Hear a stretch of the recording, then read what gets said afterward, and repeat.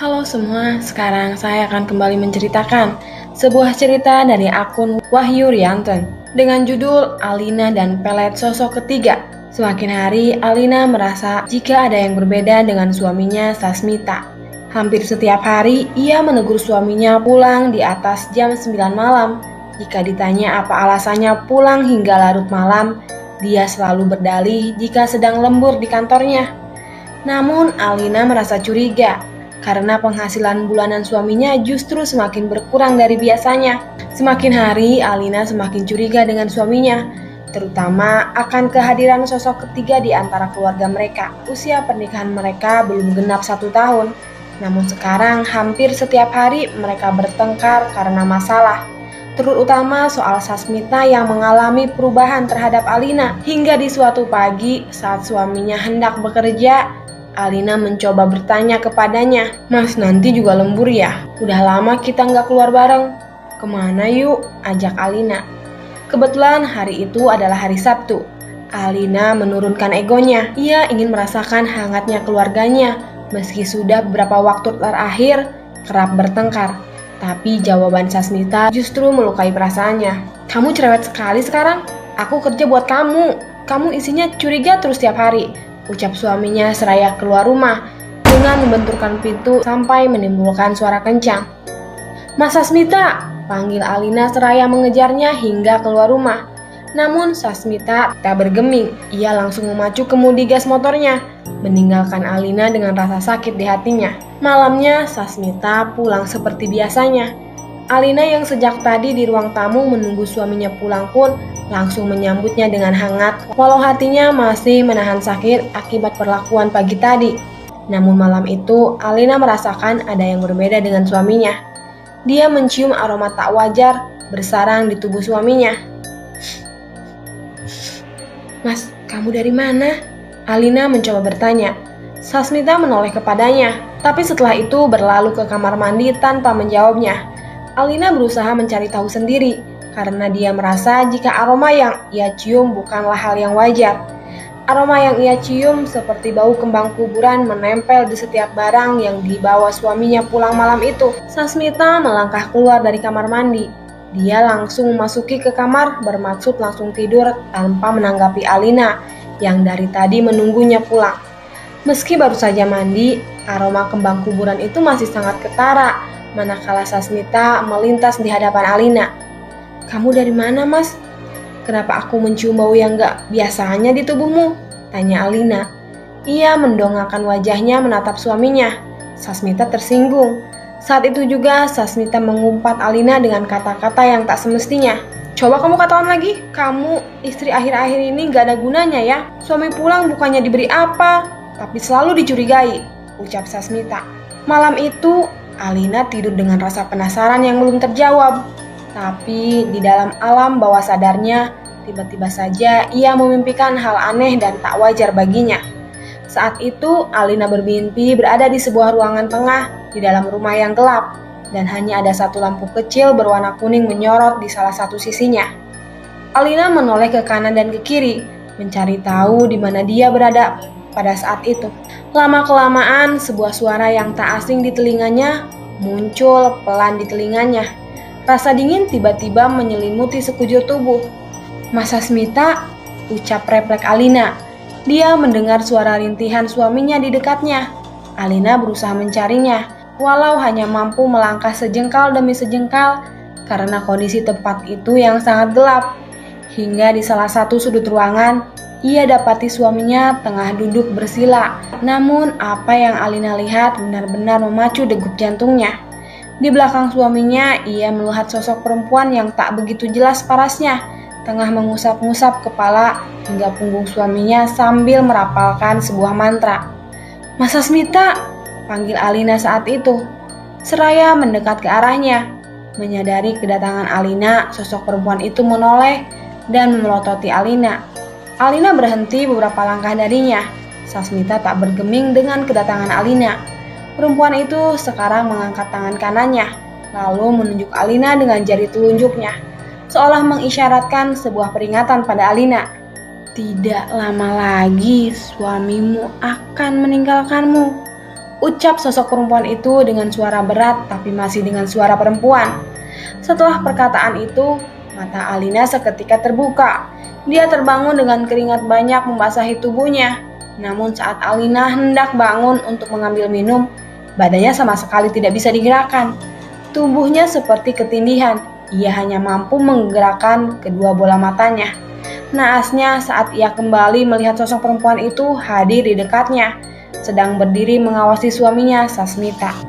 Alina hanya mampu diam dan memejamkan matanya lagi, berharap kesadarannya hilang lagi dan kembali bangun pagi nanti. Besoknya Sasmita masih bersikap dingin seperti biasanya. Ia pergi dari rumah dengan muka masam, menambah deretan luka di dalam perasaan Alina. Saat sudah menjelang siang, saat Alina tengah bersantai di pelataran rumahnya, Karno, tetangga dekat rumahnya, tiba-tiba saja datang berkunjung. Dia bercerita jika melihat suaminya sedang berduaan dengan sosok wanita di sebuah restoran yang tak jauh dari kantornya. Awalnya Alina merasa tak percaya dan menyanggah perkataan Karno. Tapi setelah Karno menceritakan lebih banyak lagi dan Alina mengaitkannya dengan setiap masalah yang hadir di antara dia dengan suaminya belakangan ini, timbullah curiga di kepalanya dan perasaannya. Keesokan harinya Alina memiliki niat untuk membuntuti suaminya setelah pergi dari rumah. Dengan dibantu saudaranya Rizka, Alina diam-diam membuntuti suaminya. Ketika sampai di depan kantor pun, Alina menunggu cukup lama, hanya untuk menjawab rasa curiganya selama ini. Beberapa jam kemudian, saat waktu akan beranjak sore, Alina dan saudaranya yang dari tadi menunggu di balik taman dekat kantor Sasmita pun melihat Sasmita keluar bersama seorang wanita yang berseragam sama dengannya. Mereka berdua tampak dekat dan mesra dengan wanita yang menggandeng tangan Sasmita. "Mbak, suamimu keluar," ucap Rizka. Dia lebih dulu menyadarinya. Dengan hati-hati, Alina dan Rizka melihat Sasmita dari kejauhan. Tapi emosi Alina tiba-tiba saja memuncak. Tapi Rizka mencegahnya. Saat itu juga, Alina dan Rizka kembali membuntuti Sasmita. Awalnya Sasmita dan wanita itu makan di sebuah rumah makan. Saat itu Rizka masih mencegah Alina agar tidak bertindak gegabah. Setelah dari sana, Sasmita dan wanita itu keluar. Alina dan Rizka masih membuntutinya hingga Sasmita dan wanita itu sampai di sebuah kos-kosan yang sepertinya adalah kos wanita yang bersama dengan Sasmita. Tapi di situ Sasmita tidak langsung pulang. Dia masuk ke dalam kos bersamaan dengan wanita itu hingga cukup lama. "Rizka, apa aku harus menunggu lagi? Ini sudah keterlaluan," pungkas Alina. Di titik ini Rizka bingung. Alina melangkah sendirian ke kos-kosan itu. Rizka mengejarnya dari belakang sambil menarik tangannya seraya menenangkan emosinya yang sedang berkobar. "Mbak, tenang dulu mbak," ucap Rizka menenangkan saudara perempuannya. Setibanya di depan kamar kos itu, Alina menggedor pintunya dengan keras. Tak peduli dengan beberapa penghuni kos lain yang tengah bersantai di depan kamarnya. Tak lama kemudian, pintu berderi terbuka. Wanita yang bersama Sasmita keluar dengan pakaian yang sudah berbeda dari awal kedatangannya. "Ada apa ya mbak?" ucapnya dengan nada meninggi. Emosi karena merasa terganggu oleh pintu kosnya digedor oleh Alina. "Di mana Sasmita?" tanya Alina. "Sasmita? Siapa?" jawab wanita itu menyembunyikannya. "Gak usah bohong, mbak, kami lihat kamu mengajak Sasmita masuk ke dalam kamarmu," timpal Rizka. "Ini istri Sasmita," tambah Rizka sambil menunjuk Alina. Alina sudah dalam kondisi tegang, napasnya terengah-engah karena menahan emosi yang sudah memuncak di ubun-ubun kepalanya. "Mana Mas Sasmita? Keluar mas," teriak Alina. Wanita itu mencegah Alina yang ingin meriksek masuk ke dalam kamarnya, tapi tanpa mereka sadari, Sasmita keluar dengan sendirinya. Tapi di situ Alina melihat suaminya berbeda dari biasanya. Tatapannya kosong, ia melihat linglung ketika Alina mencecarnya dengan banyak pertanyaan. Tapi beda hal ketika wanita itu yang berbicara. Sasmita terlihat luluh dan mendengarkannya. "Mas Sasmita, yang istrimu ini aku mas. Kenapa kamu lebih mendengarkan wanita ini?" gertak Alina. Sasmita tampak ke dalam kamarnya lagi, berjalan dengan langkah pelan dan tak menghiraukan Alina istrinya. Rizka menyadari ada yang berbeda dengan Sasmita. Ia menarik Alina lalu pergi dari situ saat itu juga. "Mbak, kita pergi saja dari sini. Aku rasa ada yang gak beres," ucap Rizka. "Aku rasa Mas Sasmita sedang dipelet oleh wanita itu mbak. Kamu lihat saja matanya dan gerak-gerik Mas Sasmita. Seperti telah dikontrol," tambah Rizka. Alina kini tengah duduk termenung di rumah Rizka, sambil memikirkan kejadian barusan yang ia lihat. Sekarang Alina bingung apa yang harus dilakukannya. Tak lama kemudian datang Pak Rahmat, saudara Alina juga. Ia sudah tahu semuanya dari Rizka. Kedatangannya untuk menyarankan Alina untuk datang ke salah satu pemuka agama yang ia kenal kerap menangani masalah yang di luar nalar manusia. Tapi malam itu aku mimpi. Aku melihat Mas Sasmita di sebuah ruangan gelap. Di situ, dia sedang ditemani oleh sosok perempuan dengan dibacakan rapalan mantra. Aku panggil Mas Sasmita, tapi dia tidak menoleh. Justru perempuan itu tidak suka dengan kedatanganku, seolah memperingatkanku agar tidak mengganggu mereka. Pak Rahmat dan Rizka terkejut mendengarnya. Dari tanda-tanda yang Rizka dan Alina ceritakan, sepertinya saran Pak Rahmat adalah pilihan yang tepat untuk sekarang. Tapi mereka akan ke sana besok, karena saat itu waktu sudah beranjak malam. Semalaman Alina tidur di rumah Rizka. Dia tidak ingin pulang malam itu karena merasa kecewa dan hatinya yang masih bergejolak akibat perlakuan suaminya, Sasmita. Besok paginya, Alina, Rizka, dan Pak Rahmat pergi ke rumah pemuka agama yang dimaksud Pak Rahmat. Rumah kenalan Pak Rahmat berada di sebuah kampung yang jauh dari perkotaan. Rumahnya cukup asri dan terbuat dari kayu jati yang tersusun rapi. Kedatangan mereka disambut oleh seorang wanita paruh-baya di depan rumahnya. Dia sangat ramah dan tersenyum ketika melihat kedatangan Alina, Rizka, dan Pak Rahmat. Dia lalu mempersilahkannya masuk. "Assalamualaikum," ucap salam Pak Rahmat. "Pak Hasannya di rumah kah?" tanya Pak Rahmat langsung tanpa basa-basi. "Iya, sedang santai aja di dalam. Baru pulang dari ladang," tandasnya. Seketemunya dengan Pak Hasan, dengan perantara Pak Rahmat, Alina menceritakan semua masalah yang ia alami. Beberapa saat kemudian, Pak Hasan mulai menjawab. Jawaban yang ia lontarkan membuat jantung Alina seakan copot. Pak Hasan mengatakan jika suaminya Sasmita sedang dipelet oleh wanita itu, dan pelet itu berasal dari salah satu keluarga wanita itu. "Apa sudah lama, Pak Hasan? Lalu bagaimana cara melepas tirat pelet itu?" tanya Alina. "Ih, lebih susah dari pelet-pelet yang lainnya. Karena kamu tidak tahu di mana posisi keluarganya yang mengirimkan pelet itu," ujar Pak Hasan. "Caranya?" tanya Alina. Pak Hasan pergi ke belakang rumahnya, lalu kembali ke depan dengan satu botol air. Di depan Alina, sebotol air itu beliau bacakan doa yang Alina dan Rizka tidak tahu artinya. "Campurkan di setiap masakan atau minuman yang kamu buat untuk suamimu ya," kata Pak Hasan. Sepulang dari rumah Pak Hasan, Alina langsung pulang diantar Rizka dan Pak Rahmat. Saat itu sudah hampir maghrib. Alina sedikit masak. Selain untuk makan malam, Alina ingin mencampurkan air pemberian Pak Hasan ke dalam masakannya. Tapi hingga tengah malam ia tak melihat suaminya pulang. Bahkan sampai Alina ketiduran di sofa ruang tamu pun, dia masih belum melihat kedatangan suaminya. Ada hal janggal lagi pada mimpi Alina malam itu. Dia kembali didatangi oleh sosok perempuan yang sempat ia temui beberapa hari lalu. Masih di tempat yang sama, ruang gelap yang hanya setitik cahaya. Perempuan itu berjalan mendekat Alina dengan tangan dan jari telunjuk yang mengarah tepat ke kepala Alina. Perempuan itu berucap dengan nada dan suara yang cepat. Alina bingung dan tak mengerti apa yang dikatakannya. Sampai akhirnya Mentari Pagi menyilaukan matanya. "Mbak Alina, Mbak," panggil Rizka yang datang pagi itu. Saat itu Rizka menceritakan jika dia barusan didatangi oleh sosok perempuan di dalam mimpinya. Wanita itu marah, tapi Rizka tak paham bahasa apa yang ia gunakan. Yang Rizka ingat, ia mendengar kata Sasmita di antara semua kata-kata yang keluar dari mulutnya. Alina terkejut mendengarnya. Pasalnya malam tadi dia juga baru saja melalui hal yang sama. Keyakinan Alina mengenai perkataan Pak Hasan semakin kuat. Jika suaminya sudah terpengaruh oleh guna-guna atau pelet yang dipakai oleh wanita itu. Di antara itu, saat Alina dan Rizka tengah mengobrol mengenai langkah selanjutnya yang hendak dilakukan, tiba-tiba Sasmita pulang. Alina menarik napas panjang. Rasa sakit kembali menyerang dada Alina. Ia menghampiri Mas Sasmita yang baru saja pulang. "Dari mana kamu, Mas? Kenapa baru pulang pagi begini?" Sasmita melirik Alina. Tatapannya berbeda dari biasanya. Aroma kembang kuburan pun sangat ketara di tubuh Sasmita. Alina menyadari jika yang di depannya bukanlah suaminya yang biasanya. Aura Sasmita benar-benar sudah berbeda saat itu. "Ini bukan Mas Sasmita," batin Alina. "Kamu tidur di kosan wanita kemarin." "Hah? Apa maksudmu?" Sasmita berdalih. Iya kan?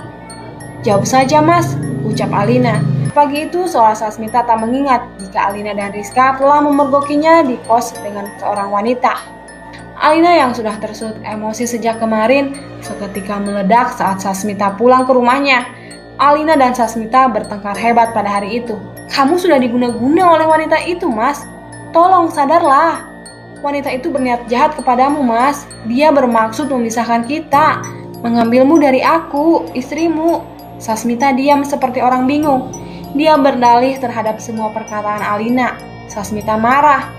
Namun marahnya tak seperti biasanya. Amarahnya kasar dan beberapa kali mendorong tubuh Alina agar menjauh dari dirinya. Beruntung saat itu ada Rizka yang sigap membantu dan membela Alina. Mas Sasmita, ini istrimu. Kamu sudah diguna-guna oleh wanita itu, Mas, hardik Rizka. Tapi Sasmita masih menunjukkan perilaku yang sama. Karena sudah kepalang emosi, Alina melontarkan perkataan. Kamu sudah tak butuh aku lagi. Pergi saja dengan wanita itu. Kalau kamu sudah merasa tidak membutuhkanku lagi, Mas, ucap Alina dengan napas yang naik turun. Sasmita tak menjawab perkataannya. Ia masuk ke dalam kamar lalu mengemasi beberapa pakaian yang ia perlukan. Sasmita keluar begitu saja meninggalkan Alina dan Alina yakin jika Sasmita kembali ke tempat wanita itu lagi. Sudah 3 hari sejak kepergian suaminya dari rumah. Alina semakin bingung dengan nasib keluarganya. Alina pun belum berani mengatakan apa-apa kepada orang tuanya mengenai kejadian ini. Alina masih mencoba mempertahankan pernikahannya dengan Sasmita, walau hanya dengan tenaga seadanya. Alina menelpon Pak Rahmat memintanya untuk mengantar lagi ke rumah Pak Hasan bersama dengan Rizka. Pak Rahmat pikir kondisi Alina dan Sasmita sudah berangsur baik, tapi ternyata malah semakin buruk. Dengan diantar Pak Rahmat dan Rizka, Alina datang lagi ke rumah Pak Hasan dengan membawa kabar baru lagi. Jika Sasmita kini telah meninggalkan Alina dan memilih bersama dengan wanita itu. Air yang digunakan Pak Hasan pun belum sempat ia gunakan. Namun setelah sedikit percakapan, Pak Hasan malah meminta untuk diajak ke rumah Alina untuk melihat keadaan di sana. Begitu kata beliau. Pasrahkan sama Allah, Mbak. Yakinlah, jika yang sudah digariskan untukmu, semuanya akan kembali kepadamu, ucap Pak Hasan saat mereka berjalan keluar rumah. Sesampainya di rumah Alina, Pak Hasan berkeliling ke setiap ruangan di rumah, memeriksa secara seksama di setiap sudut sampai ke bagian yang tak terlihat. Pak Hasan cari apa? Tanya Alina. Barangkali yang memelet suamimu meninggalkan barang di rumahmu. Pak Hasan berkeliling cukup lama, matanya sudah seperti mencari-cari jarum yang jatuh di antara tumpukan jerami. Jeli sampai tiba-tiba Pak Hasan menemukan sebuah bungkusan kain putih berisikan tanah merah seperti tanah kuburan. Mbak Alina, Mbak Rizka, panggil Pak Hasan. Beliau memperlihatkan temuannya. Ia meyakini jika ini adalah salah satu sebab yang membuat Sasmita amat luluh dengan wanita itu. Lalu mau diapakan barang ini, Pak? Tanya Alina. Bakar. Spontan Alina mengambilnya, lalu pergi ke dapur untuk membakarnya. Pak Hasan, kenapa tidak mau terbakar? Kata Alina saat mencoba membakarnya sendirian. Jangan Mbak Alina bakar sendiri, bawa ke depan, biar saya yang membakarnya, ucap Pak Hasan. Di depan rumah dengan merapalkan doa dan lantunan ayat suci, Pak Hasan membakarnya. Cukup lama sebelum akhirnya kain dan tanah itu terbakar habis tanpa meninggalkan sisa. Dengan barang itu pula, Pak Hasan mampu mendeteksi siapa yang mengirimkannya. Pak Hasan meminta waktu sebentar dan meminta jangan ada yang mengikutinya. Alina dan yang lainnya menurut. Mereka bertiga menunggu di sofa ruang tamu rumah Alina. Mereka menyaksikan Pak Hasan keluar rumah entah kemana. Sampai kurang lebih 30 menit, Pak Hasan kembali lagi. Insya Allah sudah beres, kata Pak Hasan. Apanya, Pak? Tanya Alina dan Rizka. Yang mengirim pelet itu, tadi Bapak mencoba memberi tindakan kepadanya. Dan sekarang insya Allah sudah aman. Suami Mbak Alina akan pulang, ucap Pak Hasan. 5 hari setelah peristiwa itu, tiba-tiba Sasmita pulang. Dia tiba-tiba berlutut di depan Alina yang tengah duduk di pinggiran kasur. Dia mencium tangan Alina dan mengaku bahwa dirinya telah berbuat salah kepadanya selama beberapa bulan belakangan. Penuh air mata, dia mengatakan penyesalannya, lalu meminta maaf berulang kali. Alina, maafkan aku, ucap Sasmita hingga memohon berkali-kali. Alina tak bisa bicara, apalagi setelah semua masalah yang ia lalui. amat menguras energi dan mengiris perasaannya. Meskipun dalam lubuk hatinya yang terdalam, ia menginginkan hubungannya dengan suaminya membaik, tapi perasaannya terlanjur terluka dan menganga. Alina berusaha meredakan emosi dan egonya. Ia menyeka air matanya yang sudah keluar deras dari tadi. Alina mencoba memaafkannya, tapi dia minta waktu kepada Sasmita. Sasmita pun setuju jika itu bisa membuat hubungan mereka kembali ke sedia kala. Selama 2 bulan, Alina lebih banyak diam dan cenderung cuek dengan suaminya. Tidur seranjang pun jarang. Tak henti-hentinya Sasmita memohon-mohon kepada Alina agar cepat memaafkannya. Segala perhatian kembali Alina dapatkan dari suaminya. Seperti batu karang yang terkikis oleh ombak, begitulah perasaan Alina. Perlahan ia mulai luluh. Ia mulai berkomunikasi lagi dengan Sasmita seperti biasanya, dan memulai kehidupan keluarganya lagi tanpa kehadiran sosok ketiga.